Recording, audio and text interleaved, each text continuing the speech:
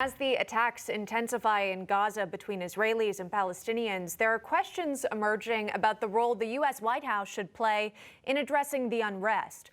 For more on this, we're joined by Jason Greenblatt, former Trump special envoy for the Middle East peace. Jason, thanks so much for joining us. We appreciate you taking the time. If you don't mind, just start this conversation with the latest, an update on the current tensions at the moment. Sure. Thank you for having me this morning as a guest, and the tension is indeed growing. I think the Biden White House, the only thing that they should be doing is unequivocally supporting Israel. We've seen some very mixed messaging coming out of the Biden administration.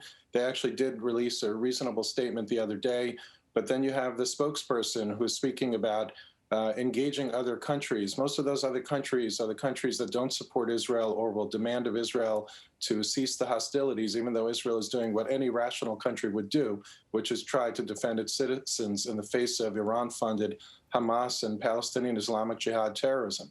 The Biden administration needs to 100% conviction absolutely support Israel, demand that Hamas stop, demand that its allies demand that it stop. A great example of this would be Chancellor Sebastian Kurz, who not only had the Israeli flag hoisted on an important government building, but came out with a very, very strong statement similar to former President Trump. At the White House press briefing, Press Secretary Jen Psaki said other countries will help de-escalation efforts in Israel. Take a look at this.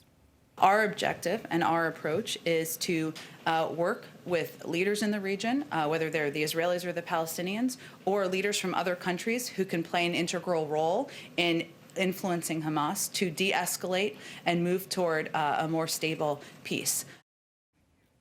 Jason, there'd been reports of people fearing a full-scale war playing out.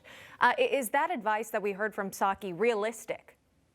No, and it leaves me scratching my head when she uses the word peace here. There is no peace with Hamas. Hamas is bent on destroying Israel. Hamas's buttons are pushed by Iran. Iran is bent on destroying Israel and America, by the way. So I don't understand her words at all. It shows a lack of understanding, and that's the problem with the Biden administration. They need to choose one person to have the voice, and that voice must be a clear, unequivocal defense of the state of Israel, allowing them to defend its citizens, and a clear, unequivocal condemnation of terrorism, period. None of the other issues matter at this time. I was in a bomb shelter Monday night multiple times in Israel. It is terrible what's going on. They are raining rockets on cities, Tel Aviv, Jerusalem, other places. It is terrible. Well, we continue to follow the story and, of course, hope you continue to remain safe. Jason Greenblatt joining us on the program. Jason, thank you. We appreciate it. Thank you so much. Take care.